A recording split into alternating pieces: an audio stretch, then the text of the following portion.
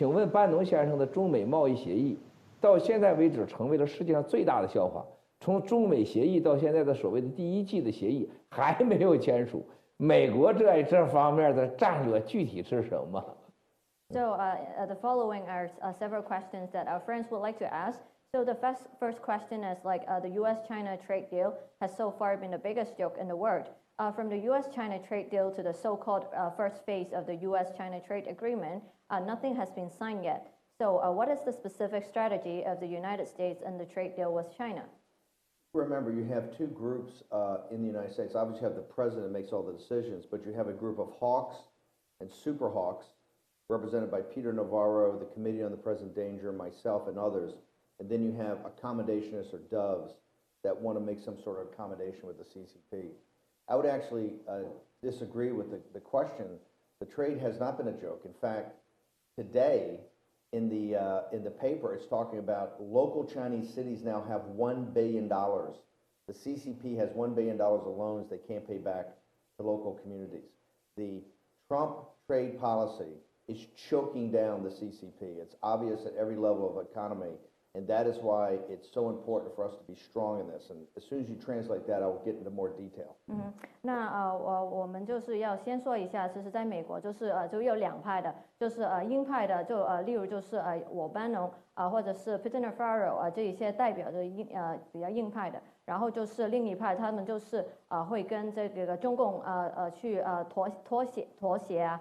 去谈论的一派这样子，那我要说一下，我是不同意这个问题的，我就不觉得这一个贸易的协议是一个笑话，因为现在的情况就是中共其实有10亿元的借贷，他们是不能还款的，然后特朗普总统的政策其实就是能把这个中共的一个经济就是吓倒这样子，那所以在这个情况下，我们其实就要更强硬去应对这个情况。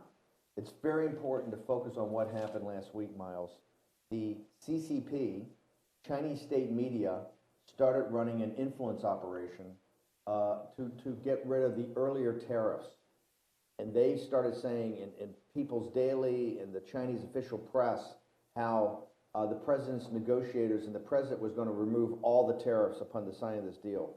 This was a lie driven by the CCP to try to get a better deal in cahoots with certain people in the United States, including on the negotiating team, that are comfortable with the CCP getting a better deal. Peter Navarro did an amazing job. I went out there first in the press. Peter Navarro did a fantastic job. The president was unaware. When the president saw this, he says, absolutely, I have not agreed to any of the earlier tariffs coming off, and that whole part collapsed. What this shows is that the CCP is deathly afraid of these tariffs. And what they want in this first phase of this deal, which will be the only phase that's ever done, is to remove all the tariffs. I'm not so sure right now we're going to get to any type of trade deal as we sit here today.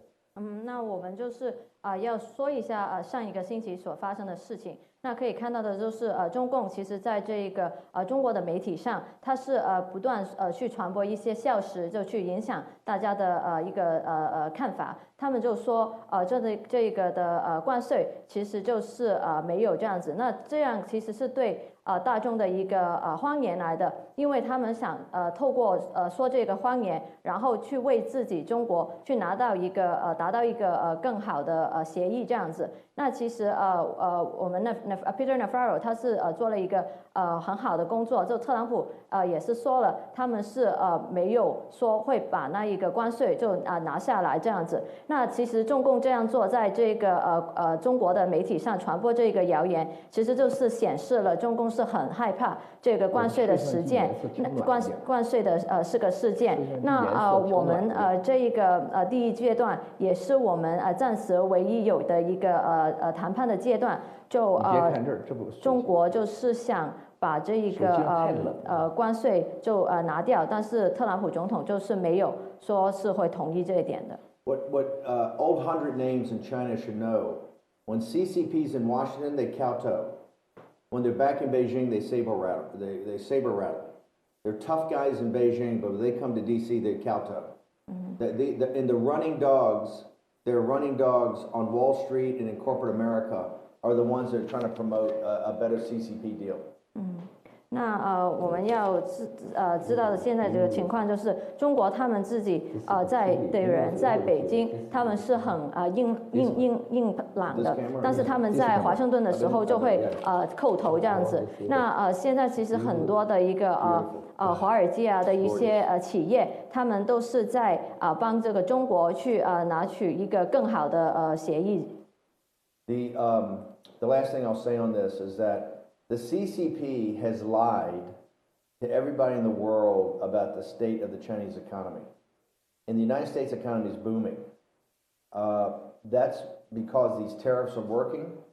The lies and the misrepresentations of the CCP are now affecting the Chinese people, the Chinese local community banks, the domestic banks.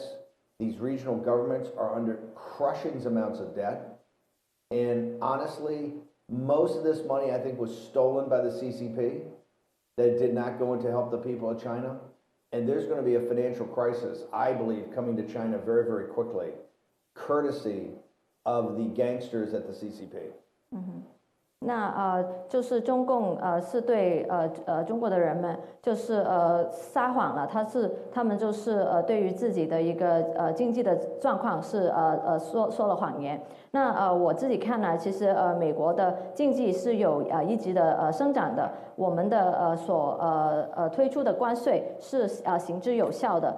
现在其实大家对于这个中国的一个声望，他们都是有目共睹的，他们是看到中国的情况是怎么样然后现在中国的银行还有就是一些地区政府，他们都是承受了很多的债务然后中国人民很多的钱都是被这个中共偷走了，然后都没有帮助到中国人民的生活。然后在我自己看来中国就会面临一个这个经济跟一个财务的一个危机。